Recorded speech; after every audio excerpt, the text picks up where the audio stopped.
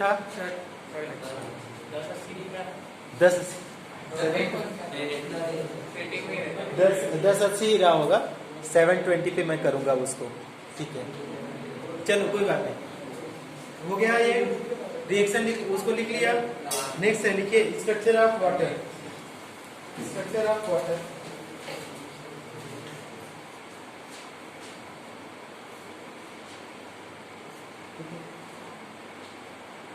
एक लाइन लिखना है स्ट्रक्चर ऑफ वाटर में। Each oxygen of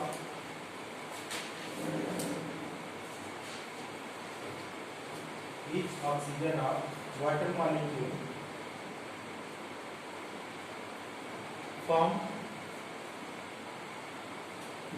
hydrogen bonding with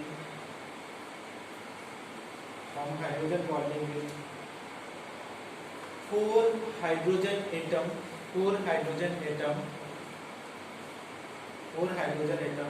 with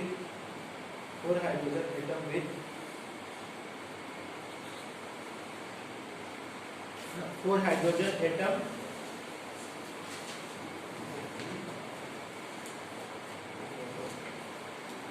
with को कट करके एक टेट्राहाइड्रल मैटर, विथ कट कर दीजिए इन टेट्राहाइड्रल मैटर।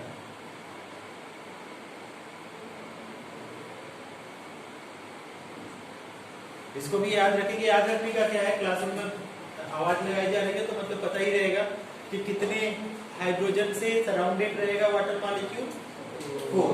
ठीक, कितने हाइड्रोजन, अगर 4 हाइड्रोजन एटम से सराउंडेड है मतलब 4 हाइड्रोजन बॉन्डिंग बनाएगा।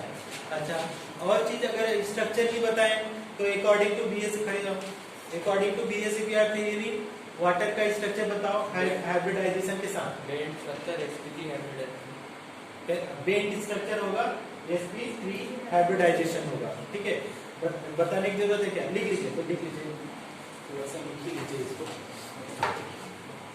बता देते हैं। देखो है क्या कि अगर हम लोग वाटर को देखते हैं H2O, तो अगर H2O को हम लोग देखें तो आपको पता ही है कि लोन पेयर इलेक्ट्रॉन होता है।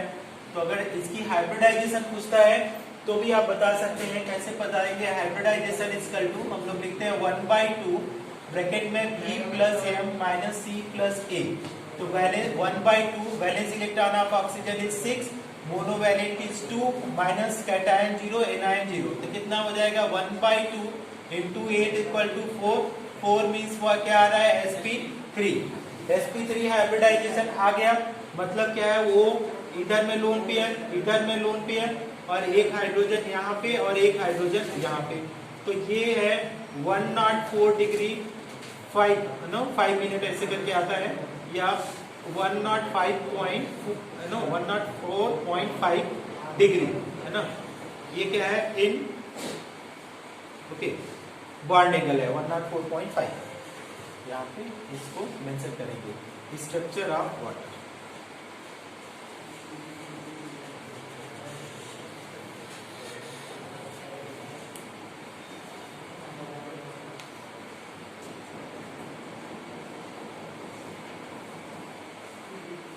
डिस्क्रिप्टिव फॉर्म में लिखने की जरूरत नहीं है कि उसके बैलेंस में ये है वो है, वैसे ही आपको पता है। नेक्स्ट हेडिंग करेंगे स्ट्रक्चर ऑफ, बना लीजिए थोड़ा जल्दी से, पूछो ना मेरे से, पूछो ना।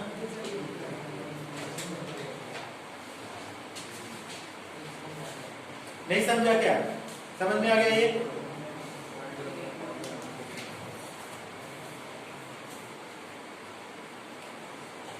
जिसको क्लासरूम में सबके सामने पूछने में शर्म आती है वो पर्सनली भी पूछ सकता है। ठीक है,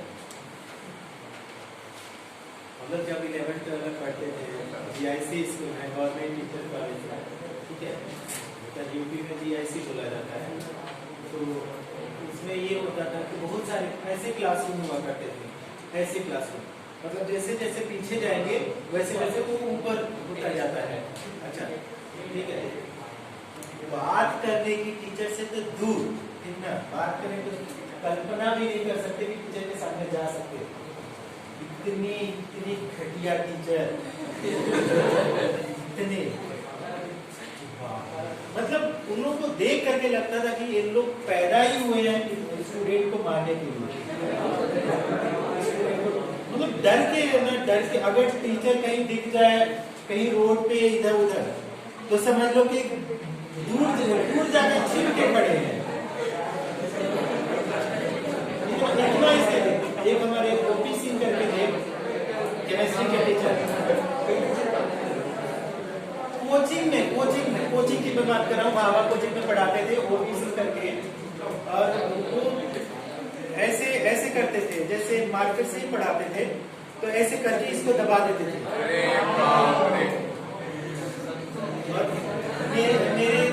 मेरा क्या था कि मेरे पिताजी को कुछ आता जाता तो है नहीं, तो उनको पता भी नहीं है हम बाहर में रह के पढ़ रहे हैं, उनको पता भी नहीं है बेटा पढ़ता है क्या करता है, उनको इससे मतलब नहीं है। उनको कब खुशी मिलती थी कि कोई इसको डांटे मारे तो उनको लगता था कि बेटा मेरा बेटा बिगड़ेगा नहीं, अरे बिगड़ना होगा तो वैसे बिगड़ेगा, उसको मार के डांटने का क्या है, ठीक। अब वो जाके ऐसे बता देते थे। घर में आता है ना, कभी मैंने देखा नहीं बुक उठा कर ऐसे सिर्फ, जबकि घर में पढ़ते थे जाते थे तो ऐसे ही बोल देते थे कि नहीं पढ़ता है, हमको तो नहीं लगता, ऐसे बोल देते थे मुझे नहीं लगता है, देख बुक लेकर के बैठा रहता है लेकिन हमको लगता नहीं है कि पढ़ता है। और अब हम पीछे बैठे तो बुला लेते थे आगे आओ कोई चीज, अब हमको थोड़ी पता है कब पूछ देंगे कोई क्वेश्चन, कान वो पकड़ लेते थे ना, छोड़ते ही नहीं थे वो। और जैसे ही तुम्हारा कान ऐसे नाखूनों से गला के कोई पकड़ेगा, तुम्हारा ध्यान आंसर पे जाएगा कि तुम्हारा दर्द पे जाएगा। मैं बोलता सर छोड़िए मैं बता रहा हूँ ना, बताओ।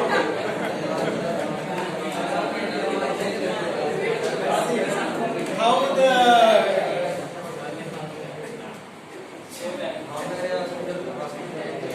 लेकिन हुआ क्या इस बीच में हुआ क्या कि जो ऐसे लड़कों के सामने इंसल्ट करो फर्क नहीं पड़ता है ना, फर्क नहीं पड़ता है, करो कितना करोगे, ठीक है। लेकिन फिर ऐसा लगा मुझे यार किसी ने ऐसे मुंह बना दिया, कुछ सर ने क्वेश्चन पूछा इसने बताया नहीं, फिर हमने सोचा कि इससे फायदा नहीं हो रहा है मार खा के, तो पढ़ना चालू किया, बताना कोशिश किया कि अब बताते हैं कुछ भी आए ना आए बताना चालू किया, तो that become the habit.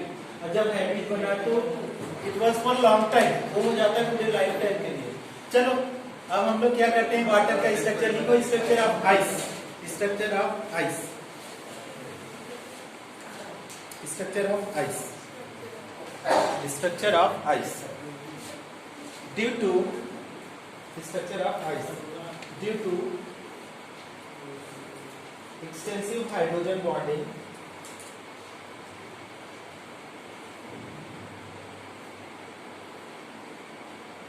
due to extensive hydrogen bonding at very high pressure,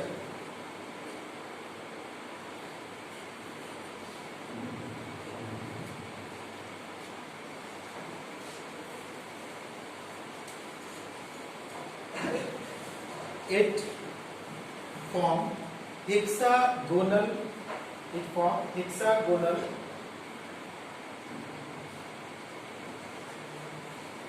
structure,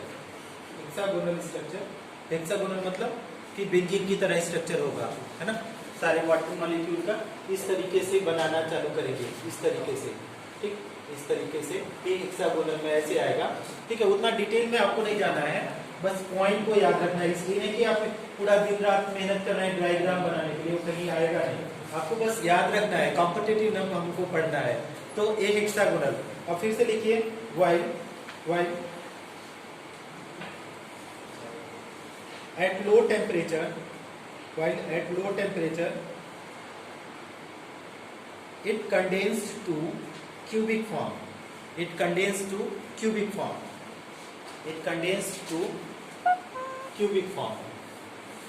ठीक। तो क्यूबिक का फॉर्म का मतलब ये क्यूबिकल होगा, क्यूब बनाएगा, है ना, इस तरीके से क्यूबिक फॉर्म होगा, ठीक, क्यूब बना देगा। लेकिन अगर हमारे पास क्या बोला जा रहा है, बट एक इसमें लो टेम्परेचर की बात कर रहा है, लो टेम्परेचर, ये क्या है, टेम्परेचर की बात नहीं कर रहा है, हाई टेम्परेचर हो, हाई टेम्परेचर क्या होगा, आइस हाई टेम्परेचर थोड़ी होगा, है ना, 0 डिग्री ही होगा, लेकिन उससे भी कम नेगेटिव में चला जाए, -4 चला जाए, तो आपका क्यूबिक फॉर्म में आएगा। कॉम्पिटिटिवली बस ये पॉइंट इंपॉर्टेंट है। अगर हम लोग लिखे दूसरा पॉइंट, ठीक है, नेक्स्ट क्वेश्चन लिखिए, क्वेश्चन लिखिए इसमें, Why ice float over water? Why ice float over water? Why ice float over water? आपने आंसर बता दिया पहले तो, क्यों डेंसिटी क्यों कम होती है, क्या क्या, क्योंकि आइस के स्ट्रक्चर के बीच में गैस, हाँ देखो देख करके ही बता दिया, आइस के स्ट्रक्चर के बीच में क्या है, यहाँ पे स्पेस है, ठीक है, तो स्पेस की वजह से क्या है, वॉल्यूम बढ़ गया और मास तो उतना ही है, तो D इक्वल टू क्या है, m/v, ये तो बढ़ रहा है, तो इसकी वजह से क्या हो जाएगा, कम हो जाएगा, ठीक है, तो आप लिखिएगा, एक लाइन लिख दीजिएगा, ठीक, due to extensive hydrogen bonding, due to extensive hydrogen bonding,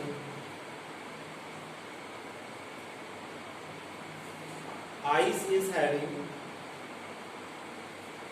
cage like structure, CASE, ये तो केज हो, CAGE, cage like structure, ice is having cage like structure, cage मतलब पता है, गुफा, गुफा मतलब ये जो है free space, cage like structure, क्या स्पेलिंग बोला, के,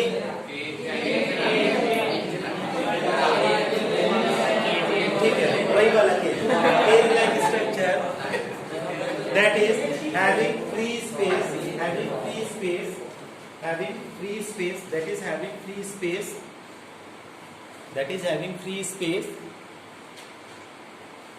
so that density decreases, so that density decreases, and it floats over water, density decreases and it floats over water, and it floats over water, बस समझ में आ गई। अच्छा, next लिखिए, hard and soft water, hard and soft water, hard and soft water, hard and soft water, क्या होता है जी hard and soft water, calcium और मैग्नीशियम के आयंस रहेंगे, वो हो जाएगा हार्ड वाटर। कैसे पता करोगे आयंस है उसमें,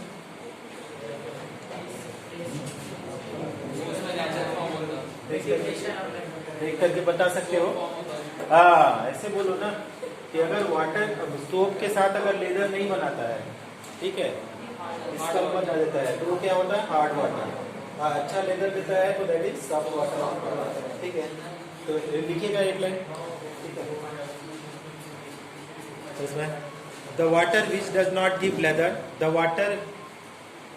water which does not give leather or foam, the water which does not give leather or foam with soap solution, the water which does not give leather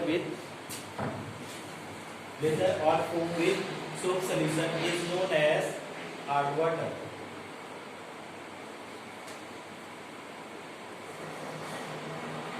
Why? That gives foam or leather, while that gives foam or leather with soap is soft water.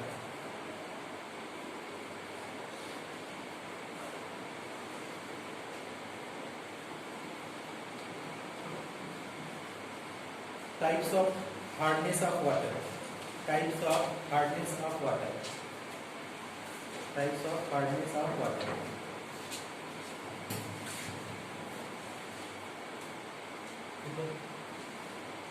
अब देखो hardness of water की जब बात करते हैं तो दो type का हार्डनेस होता है, ठीक है। पहले की बात करेंगे तो दैट इज क्या बोलेंगे, टेम्पररी हार्डनेस, ठीक है, इसको हीट करेंगे तो निकल जाएगा। और दूसरा है आपका permanent hardness, permanent hardness of water, hardness, दो टाइप के हो गए। थोड़ा थोड़ा आप समझ लीजिए। टेम्परेरी हार्डनेस बहुत डेफिनेशन लिखने की जरूरत नहीं है, केवल लाइन में समझ लीजिए। Temporary hardness due to bicarbonate, किसकी वजह से होगा? ड्यू टू बाइकार्बोनेट्स ऑफ क्या? Carbonates of, due to bicarbonates of किसका होना चाहिए? MgN calcium. ठीक, तो अगर जैसे बाइकार्बोनेट क्या है तो आप ऐसे लिखा, एग्जांपल में लिख देंगे MgHCO3 का क्या हो जाएगा? ट्वाइस, या आपका CaHCO3 का एक ही हो जाएगा ट्वाइस। इधर में अगर हम लोग बात करेंगे ये वाला क्यों होगा? ये वाला ड्यू टू प्रेजेंस ऑफ, किसके प्रेजेंस की वजह से होगा? Presence of chloride. ठीक है, क्लोराइड भी होते हैं, chloride and sulphates, chloride and sulphates of किसके होना चाहिए? MgN Ca। ठीक, एग्जाम्पल हम लोग लिख सकते हैं MgCl2, CaCl2 या MgSO4, CaSO4। So these are the permanent hardness.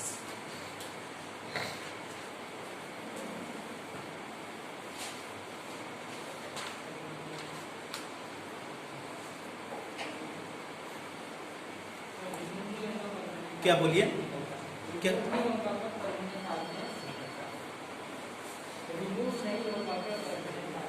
हो जाएगा? मेहनत ज्यादा करना, मेहनत ज्यादा करना।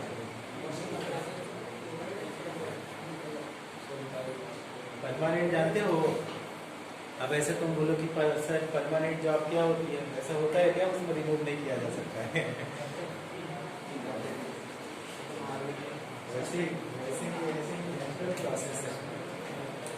उसको रिमूव करने के लिए तुमको कष्ट करना पड़ेगा, टेम्परेरी तो थोड़ा सा में हो जाएगा। ठीक है, समझ में आगे बात?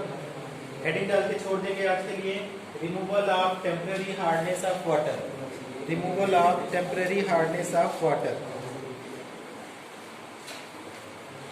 कितने दिन लगेगा इसको खत्म करने में? 1 2 3 4 4 लेक्चर चाहिए, 4 लेक्चर अभी इसको खत्म करने के लिए। कब? नहीं, ये इनऑर्गेनिक है ना, inorganic is almost boring, it is boring है ना, ये उतना